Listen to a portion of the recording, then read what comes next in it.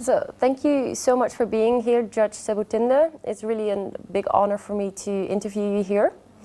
I'd like to ask you a few questions, and they're quite different from each other, so, well, we'll see how that goes.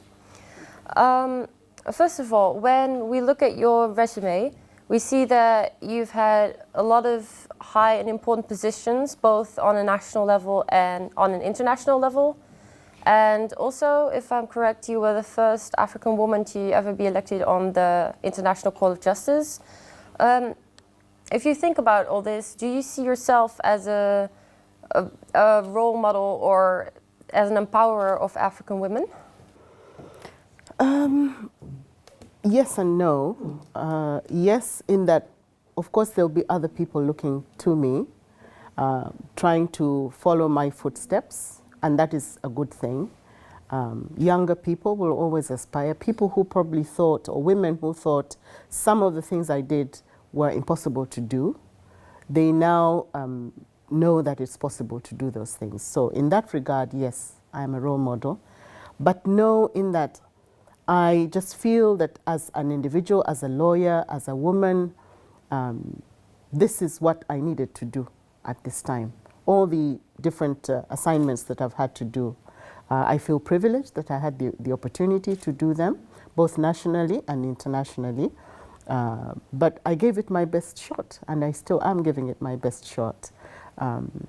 To be an effective lawyer in the various assignments that have been given, and all of which have been different, as you observed, but very vital to the communities where I've been serving. Nationally, we've had our issues in the country, and the commissions of inquiry that I was involved in entailed a lot of corruption on the part of public service providers, and resulting in a denial of human rights very often. So for me, as a person inquiring into these anomalies, I felt that I was fulfilling the hope of citizens that otherwise would not have a voice. Now, on the international scene, as you saw from my resume, I worked as a war crimes judge in the Court of Sierra Leone. Yes. And there also I felt that I was contributing as an individual to the peacemaking process in Sierra Leone, and to bringing justice for the victims of the conflict of Sierra Leone. Now, as a judge of the ICJ, the International Court of Justice, one of the key motivating factors for me as a woman, as an African woman, was where I come from. I come from a region in East Africa, or in Central Eastern Africa, called the Great Lakes region. And this is a region that has been renowned for conflict, internal conflict, interstate conflict, etc.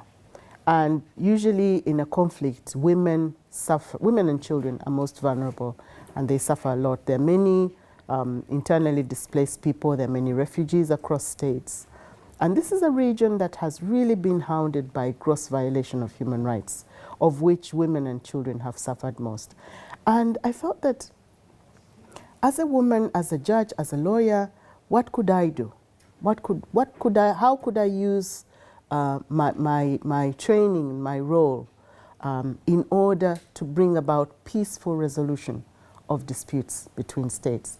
And I found that this court, the International Court of Justice, is one avenue where that can be done. But the big question was, why were there few women on this bench, and much less so, why weren't there any African women on the bench? And for me, this was a motivating factor. I wanted to get inside the court to see how the court operates. Why do not many African states refer their disputes? Why do they choose to fight rather than to bring disputes to court? And so on and so forth. What could I learn during my term on the bench of the ICJ? And do you think there will be more African judges, female judges in the court in the future? I don't see why not. The door has now been opened. And I think whatever myths were out there, and I must tell you, I too was sometimes holding on to those myths, that it's impossible. For 64 years, as you know, this court only had men on it. It was called a UN World Court, but there was nothing united, there was nothing world about it. Half of the world was not represented on the court, the half meaning the women were never on this court until as late as 2010 or late 90s, when the first woman judge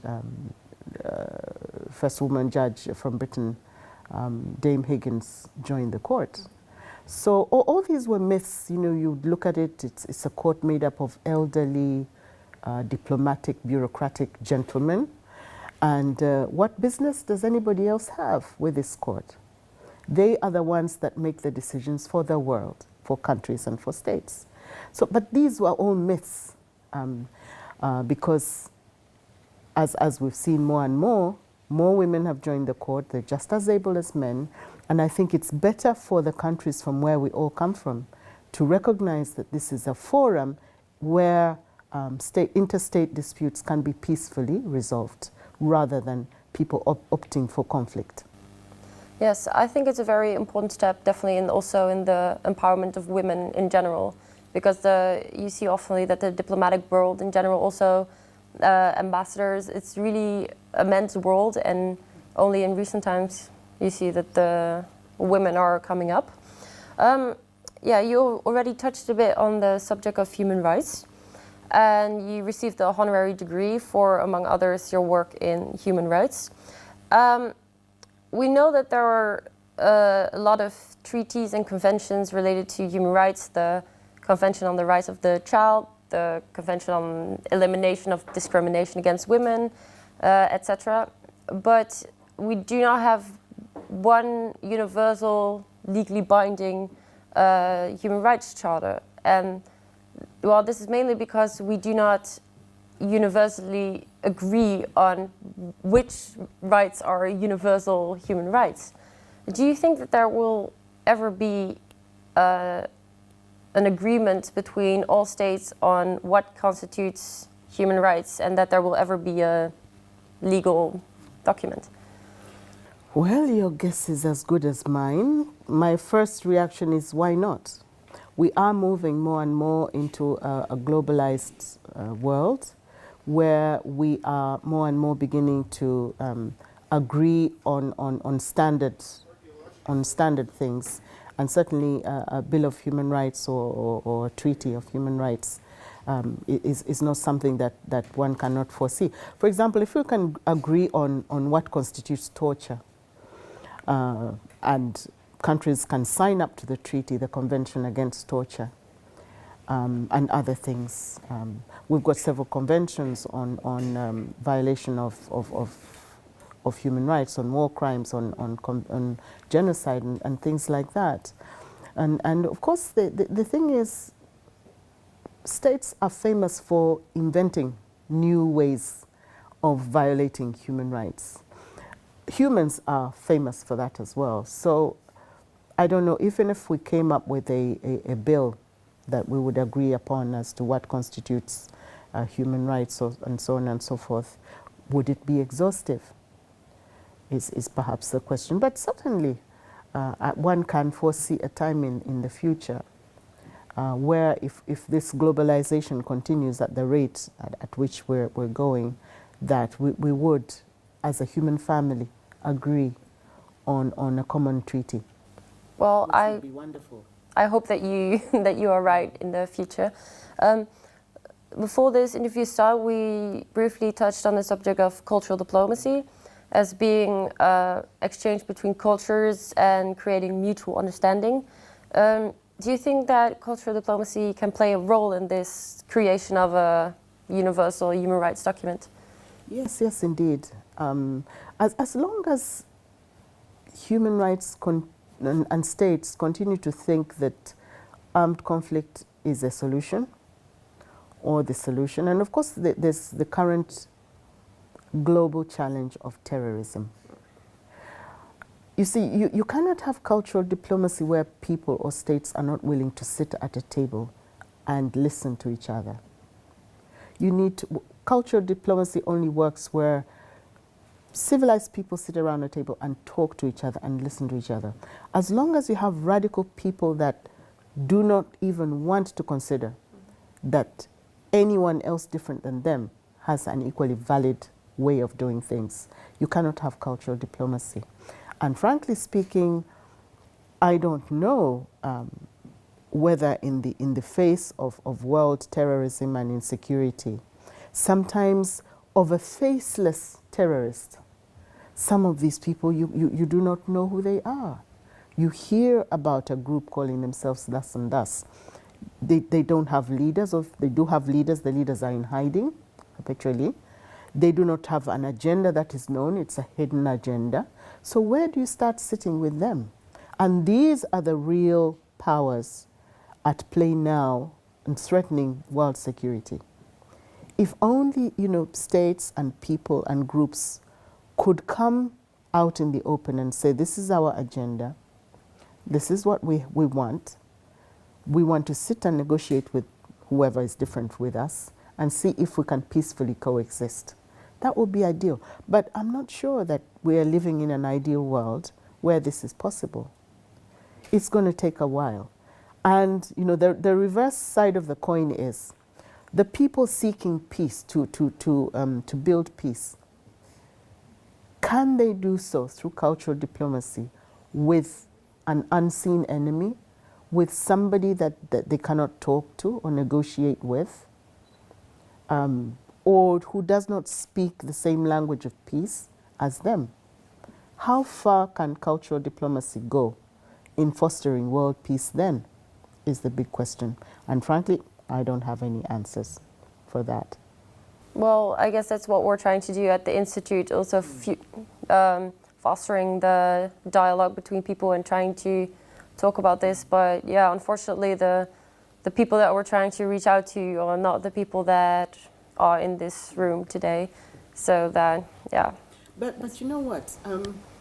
The more, we all hear things in the news and so on, and we don't quite understand where it's coming from or where it's going. But I've often thought to myself, I think the best way to understand a person is to go where that person lives and see how they live, why they live, why they do what they do. Maybe part of understanding the separatists, the extremists, etc., is to study or go into where they are and find out why do they live the way they live and start changing them from within, rather than crushing them down with arms and ammunition. I don't know if that is a solution. It's been suggested that where you have, for example, Islamic extremism, probably the best person to talk to them are the Islamic moderates, to go in there and understand why do they live the way they live, what really is their agenda, what are they trying to say to the rest of the world. Perhaps that would be a place to start your cultural diplomacy, and to see if one can speak a language that can be heard, and one can invite them to the table and draw them to a discussion table. Or wouldn't that be a glorious day if that could happen? So that people could start talking instead of plotting to fight each other. Really, I think that would be the best.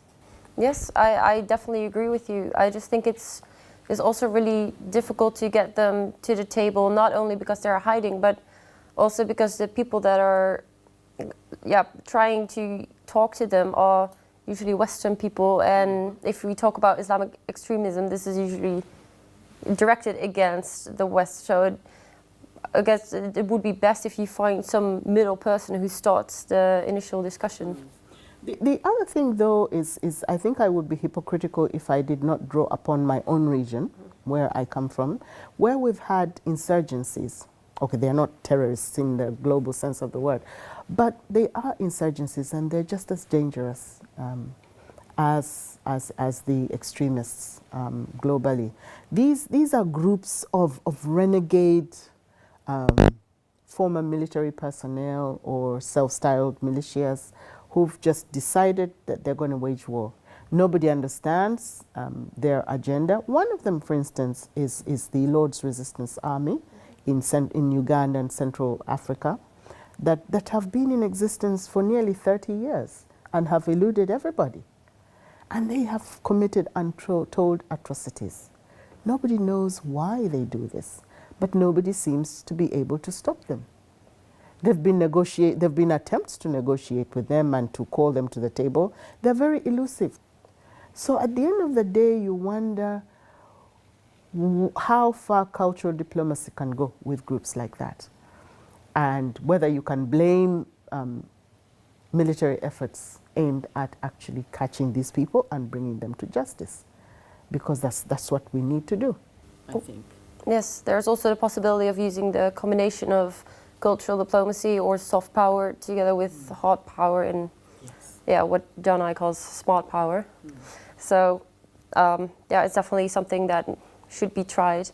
I would like to now turn to your current work at the International Court of Justice, where it's in my experience the most cases are about legal conflicts between states. Is there any room for a judge of the International Court of Justice to engage in cultural diplomacy? It's pretty much a law world, if I got that correct. There's nothing to prevent us as individuals, like from where we come, to participate in like what we're doing now in this conference, giving a talk here or a talk there, and so on and so forth. But I think the court, in a way, does in a way engage in cultural diplomacy in the judgment sometimes, in that when states opt to bring their disputes to the court, that's not the only option they had. They have other options. They could go to war, for instance, but they choose not to do that. And moreover, when they do come to court, the court is very sensitive to the diplomatic relations between the two countries. Even when we're giving the judgments, we often appeal to the two parties beyond the judgment to consider the greater good of their peoples. The court has done this very, very often. So the court does not operate in a vacuum. They are sensitive to the cultural and diplomatic undertones of any dispute, and they try to encourage that. As I said in my speech this morning, a judgment of the court is never an end to the conflict. It's when if the parties accept the judgment of the court, which is binding to them, but that no one can force a state to abide by the judgment of the court. If they refuse, that's it. So states often, through a lot of diplomatic interaction, will eventually give effect to the judgments of the court, or sometimes the UN itself, through its other organs, have helped to bring the parties together, using the judgment of the court as the standard, and to say, okay, guys, let's try and bring this dispute to an end. We'll help you. We'll give you some neutral experts to help you, and so on and so forth. And in that way, judicial and diplomatic efforts have come together. Judicial, political, and diplomatic efforts have come together to resolve that particular dispute. So yes, the court is sensitive to the diplomatic aspects of the disputes. Okay, that's very interesting to hear for someone who thought it's only based on the purely legal aspects of judging the conflicts. If I'm correct, your term in office as a judge ends in 2021.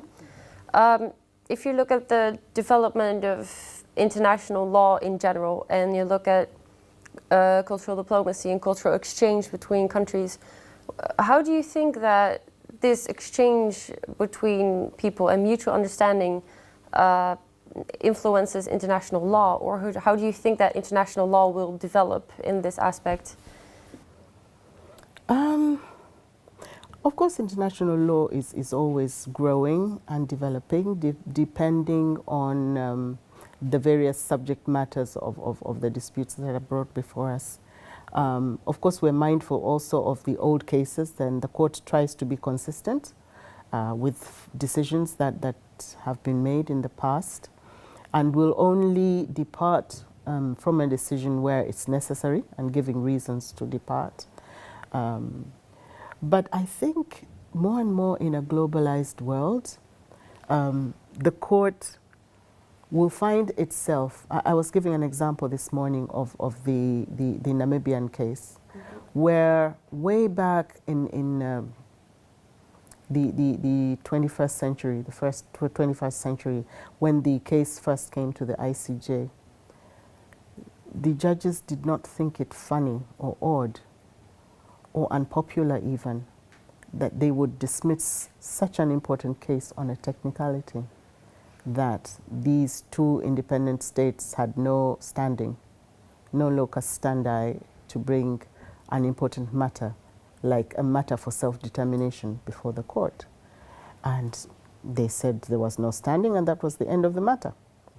They didn't even look at the fact that here was a group of people, Southwest Africa, whose right to self-determination was being violated, and who didn't, in the eyes of the UN, exist as a nation, and therefore would never have standing. So like this was a vicious cycle. They never thought of that. Later on, however, as time passed, 2.5 decades later, and with a lot of criticism from the international community, the court changed. And they then agreed with the Security Council that the people of Southwest Africa did have a right to self-determination, and that the regime in South Africa was in contravention of their international obligation to recognize and respect this right. So what changed? The people of Southwest Africa were still the people of Southwest Africa. They were not yet independent. But the court's decision had changed, being sensitive to the trend of things that were happening. And I think every court should be sensitive to the trend of thinking and the trend of things in the world, in a globalized world. Otherwise, the court can easily find itself irrelevant, redundant. And if you do that, you find that your judgments are not respected. And this can happen inside a country or in an international court like the ICJ. It can very easily happen. So to answer your question, I think over the years, as times pass, not just for 2021, but as time passes, I think the challenge for the court and for the judges is to ensure that we keep ourselves relevant.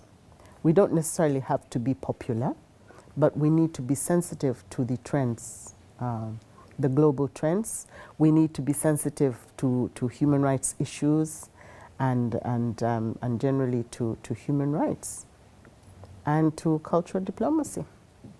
We need to be relevant.